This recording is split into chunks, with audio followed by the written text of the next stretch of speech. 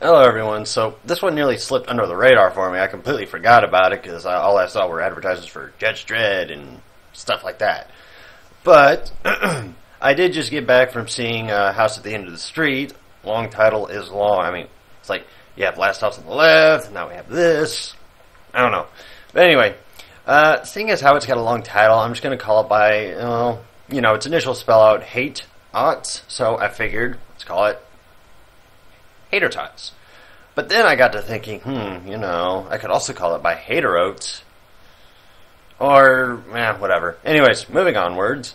The movie starts off with a mildly creepy, clearly creepy girl talking to her parents' room and kills them with a hammer. Insert bringing the hammer down joke here.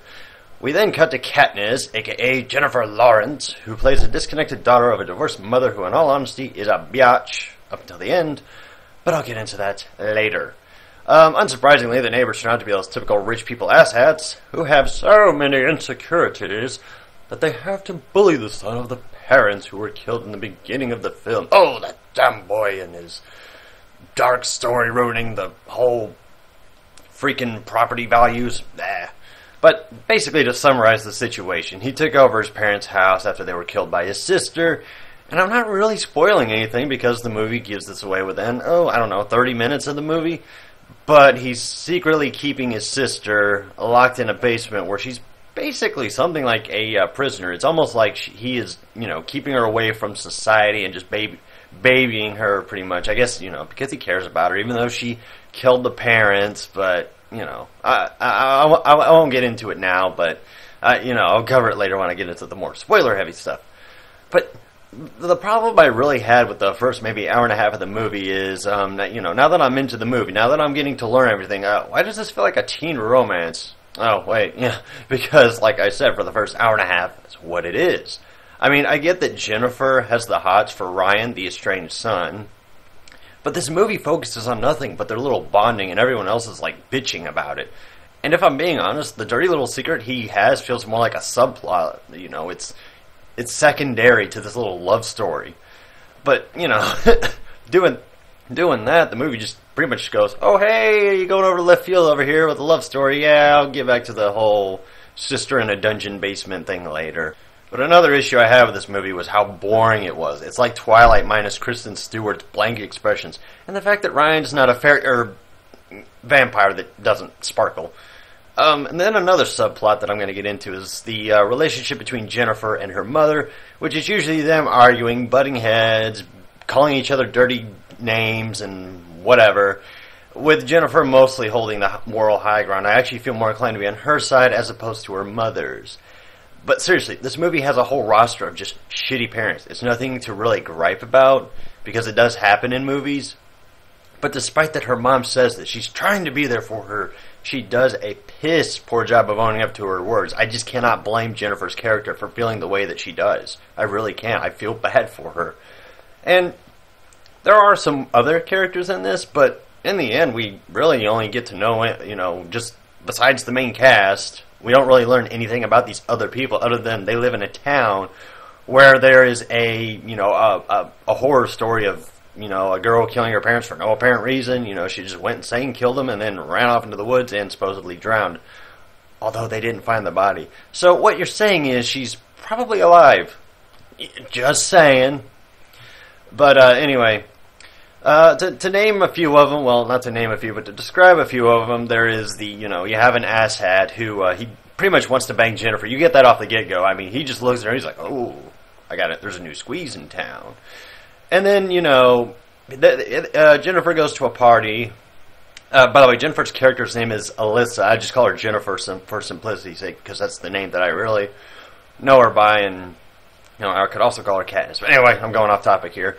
But basically, she goes to this party, there's teenagers acting stupid, there's all these underage kids drinking, and all that other typical teenage bullshit.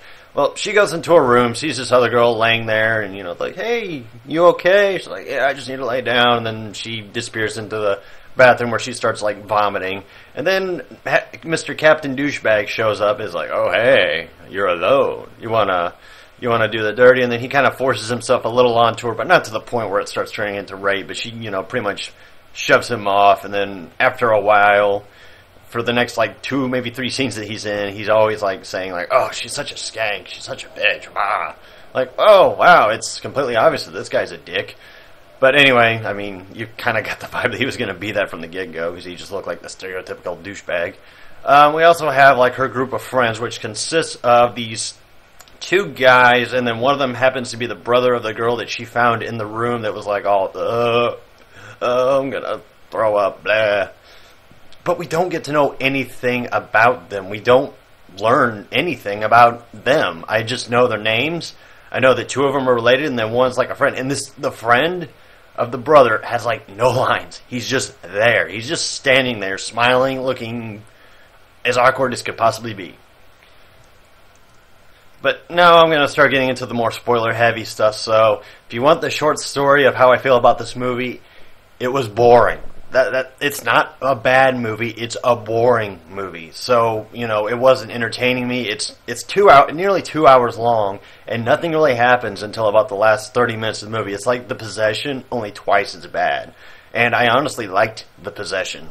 At least the last 30 minutes of it I liked. And then, like, you know, the build-up to what was going to happen in the last 30 minutes was kind of boring. But anyway, now that I'm getting into the spoiler-heavy stuff, I want, you know, it's really not hard to guess how the whole thing goes down. I mean, I had it figured out, you know, like off the bat, you know. I mean, I had a few theories running around, like, oh, hey, you know, it could be that instead of this, or it could have been that. But oh my god, he's the killer, and by he I mean Ryan, the brother of the sister who killed the parents.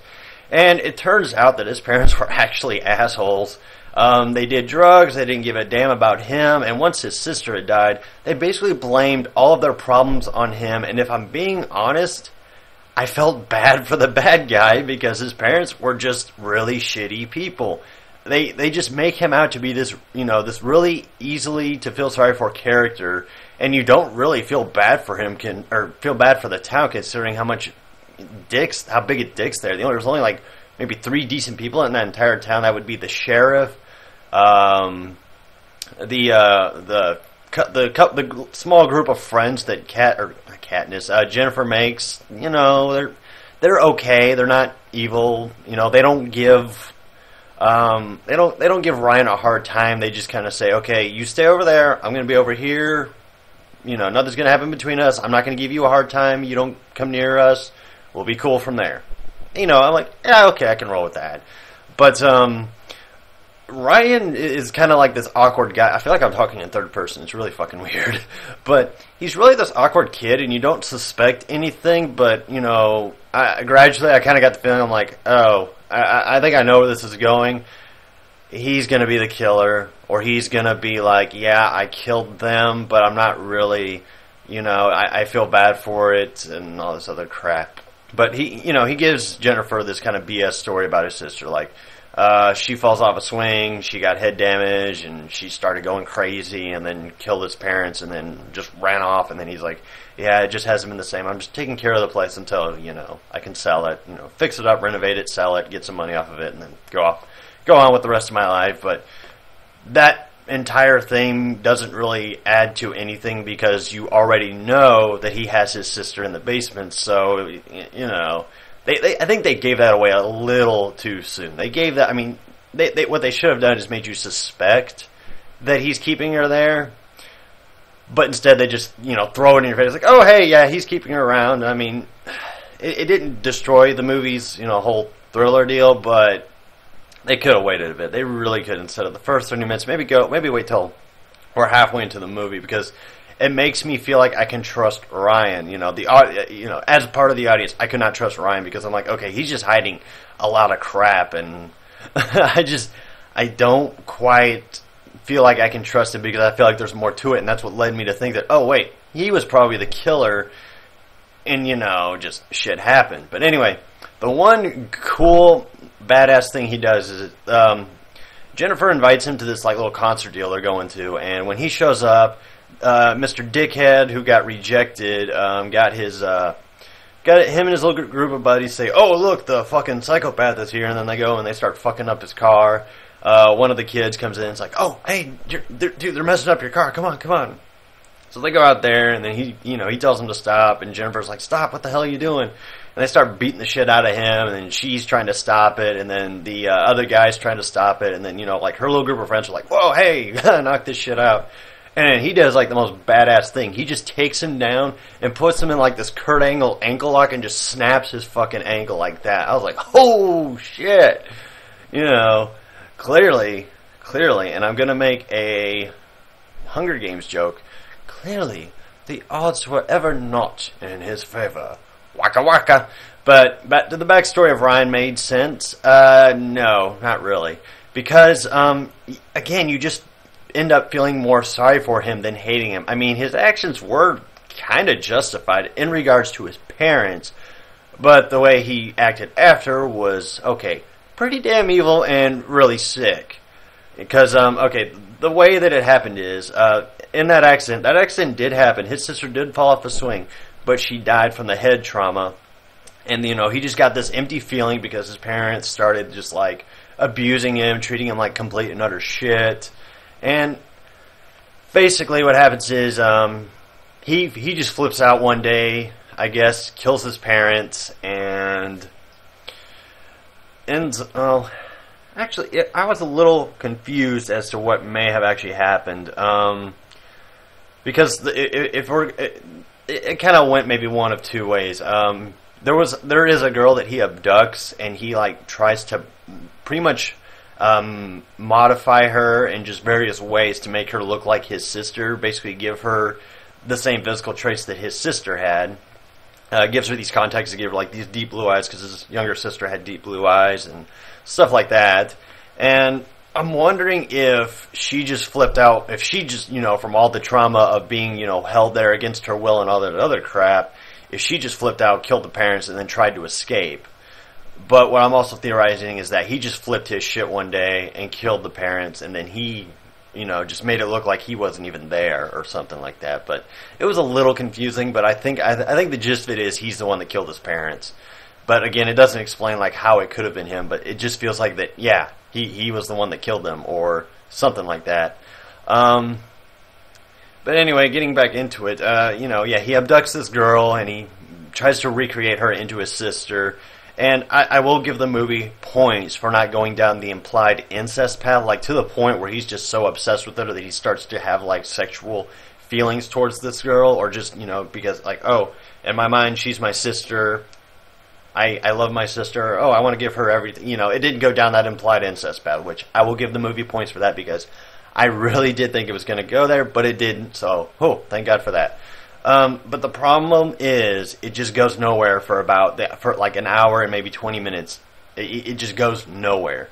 And for like the last 45 minutes, it actually feels like, an intense thriller. And even then, it doesn't pick up to the point where I'm like, oh shit, what's going to happen? What's going to happen? I mean, yeah.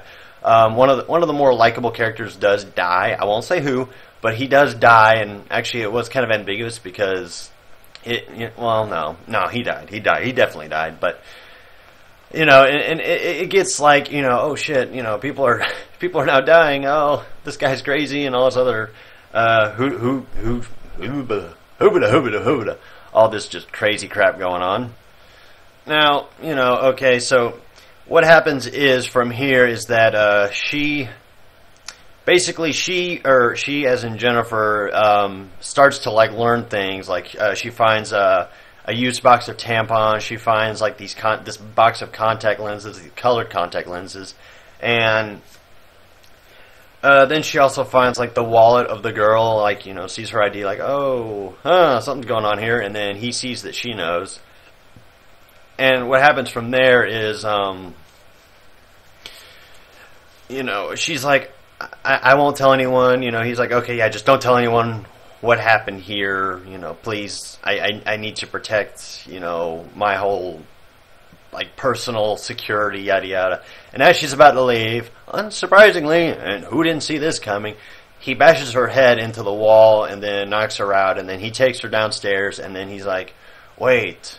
What if you're my sister? What if I can make you into my sister? This guy is pretty out. He's far out there, so I guess he kills the other girl, and it does that off screen. I'm assuming he just suffocates her or something because Jennifer escapes from the like little dungeon room or whatever, and she gets she gets thrown into this trunk of a car. You know, he wants to hide her there just until like all the dust is cleared because he's got cops showing up at his house because Jennifer's, you know, mom's like all freaking concerned, like, oh, my daughter's MIA, I don't know where she's at. So, you know, the cop shows up and, you know, he's trying to keep everything, you know, like as calmly and whatnot as possible. And then the cop's like, you know, hey, you broke what's his face's uncle. We need you to, or ankle. We need you to come in the morning, you know, to give a statement. And he's like, okay. And then, you know, he's like, so you haven't seen Jennifer, have you? No, she hasn't been here. No, we went to a concert, but I left. Okay. And then he walks off, and then he, like, you know, dials her number, and then you hear the phone ringing in the house, and then the cop's like, oh, shit. And then Ryan's like, oh, shit. And then, you know, chaos ensues from there. But in the end, this guy, Ryan, gets shot a few times from Jennifer after, like a little struggle. The mother kind of jumps in at the last minute, saves her daughter, like strikes him in the head with a hammer. I mean, just knocks the fuck out of him with the hammer. I'm like, what is with this movie and just beating people with hammers? I mean, it's like everybody just wants to bring the hammer down. Jeez. But anyways, the big twist and the point of this picture that you've been looking at for like the last minute and a half, like 10 minutes, I should say, is the last twist just really just had me and the whole theater just kind of laughing, just because of what one guy said, and I'll get into that here in a bit. Ryan doesn't die, but he does get he gets shot a few times. He gets decked over the head with a hammer. He's knocked out cold. He gets put into an insane asylum where he's, you know, confined within a cell and all that stuff. And then he's working on this puzzle, and he gets yet another flashback where his mother calls him by his sister's name. Now, his hair is long, so you get the impression that, oh, hey, it must be like a little girl or something. And then he looks at her and goes, my name's Ryan. And she just gives him the bitch slap of the century and says, you're not Ryan, you're whatever the sister's name is. And, you know, he starts kind of sobbing a little, like, I mean, I was like, well, shit, way to make me feel even more sorry for him. I don't hate him for what he did because it's not entirely his fault. He's just mentally unstable. He's, you know, he could have been somebody totally different had his parents not been a group of drug-abusing asshats. But then, like, the line that plays in his mind is the one where his mom says, you're not Ryan, you're whatever the hell the sister... I don't remember the sister's name. That just tells you how irrelevant some of these people were. You don't even know their fucking names. You can't even remember their names. But it starts playing that line in his head, and then he just, you know, he kind of gets this, like a little light bulb just goes off in his head. It's like, what if I'm her? What if I really am her? So as soon as that happened, this guy, like, I don't know, about maybe 4 aisles above me, was like, oh, so if they do a sequel, is he going to be like a transsexual or something? I'm like, oh, God. Wow. I'm like, oh, all right, now we're going down the Silence of the Lambs path. Great. But thankfully, I don't think there's going to be a sequel. I think this is just a one-shot, one-go type movie because there's really no room. There's no room for a sequel. There really isn't. Because, I mean, you know, Jennifer and her mom, they're getting on with their life. Everybody else is getting on with their life. The whole mystery about, you know, what happened to those people that night, it's settled. He's locked up in an insane asylum where he'll live out the rest of his miserable life. But to get into this movie's, I guess, final grade from me is that overall, it's not horrible, it's not terrible. It's just boring, and it has no substance, and none of the characters have any personality or just get you emotionally attached to them, except for Jennifer. I would say the sheriff in a way, because he comes off as a decent guy. Normally cops in like those kind of backwoods towns are usually dickheads, but this guy's different. You know, thank you for breaking the stereotype cliche type deal. The mom, she kind of redeems herself in the end, but, you know, she cares about her daughter. You get that, and you get that as much. She just doesn't own up to the words that she says. She doesn't, like, you know, make up for all the crap that, you know, has happened between I keep calling her Katniss because that's the only freaking name I know her by. But Jennifer, you know, her parents went through a divorce, and, you know, her mom's trying to fill in that gap of emptiness that she just has from all of that, and it just doesn't work out for either of them. Although in the end, you can kind of see that they've made peace with each other, just because, like, okay, we both nearly just died. You know, we just dealt with this fucking psychopath. You were right to avoid him, and, you know, the mother's kind of like, oh yeah, I was wrong to really nose in your business, but hey, we both made it alive. We're both okay. We're probably both going to be scarred for a very long time, but hey, we made it. But yeah, my honest opinion though is skip this one. Just skip it. It's nearly 2 hours, and the first hour and a half is just a stupid teen love story that leads to nowhere. And then the last 30 minutes, it's a little exciting, but you know what's going to happen. I mean, the only thing that you don't really know what to expect is if and when people die. And this movie was very misleading. I thought it was really going to be more of a suspense thriller, but it was more of a love story that just kind of went down a bad area. And I think Jeremy Jahns compared this to like a Frankenstein type movie. I don't really see that, but I do kind of share his opinion on the movie, and that you're not going to remember it. It's less than memorable. I'd put it on the lines with that one movie that had the James Bond guy in it. What is it? Daniel Craig. That's it. That one movie where he thinks he killed his wife and daughters, but it really he didn't. It was actually just this whole other thing that went wrong, and the guy got the wrong house. I forgot the name of the damn movie, but that just tells you how memorable it is. I put it along the same lines as that movie, because that movie and this one kind of feel like they were made by the same dude. Because it kind of has the same tone, except for the one with Daniel Craig didn't have like this blooming love story that's shoved down your throats. So yeah, avoid seeing this. Go see Judge Dredd, which, by the way, I've heard it's gotten really good reviews, and it looks good, and Jeremy Jahns said it was good, and I have yet to see or hear anyone say, otherwise. Now, another thing I'm going to drop a little into is the amount of horror movies that we're having coming out. Okay, I saw previews for 2. Sinister, that one I've known about for a while. That one looks fairly promising. But the other one that I'm going to get into just looks fucking weird. And I don't mean like weird in a good way, like, oh, hey, this will be different. It's called Mama. And it's about these 2 girls that were like in this cabin because their parents just like ran off one day. Just, oh, you know what, fuck it. You kids join your own, we're leaving. And I guess what it is there's a demon or a ghost or a demon ghost or some shit like that that's been taking care of them. And I guess this family like adopts the 2 girls, and then the 2 girls are trying to like, tell Mama, hey, these people are just being nice to us, and they're trying to tell the other people, they're like, Mama doesn't like what you're doing, so just let us go. We don't want you to get hurt. And then they're like, what the hell are you talking about? What you talking about, Willis? But it looks like it's gonna be stupid. I'm probably gonna see it. You're probably gonna see me, make a movie. Wow.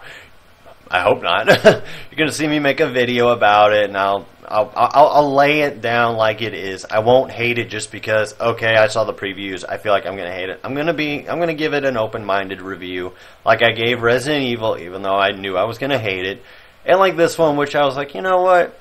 I don't have expectations for this, so it can go either way. And unfortunately, I wanted to like this movie. I really did, because some of the premises in this movie were good. The execution is where it failed.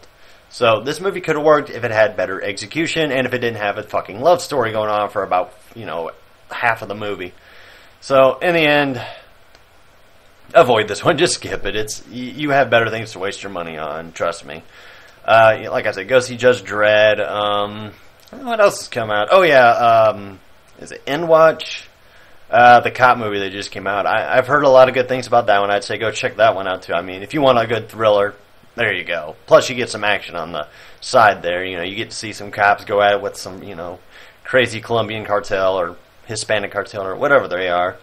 So, anyway, well, that's been my review of Hater Tots, also known as House at the End of the Street. Avoid this house, and then also avoid the last house on the left. Yeah, those 2 houses, stay away from them. Bad things happen in those 2 places. One, you get raped. The other one, you have a guy that, keeps his sister, or keeps a girl locked in his basement and kills other girls who remind him of his sister. So, yeah, avoid that neighborhood altogether. Avoid the neighborhood.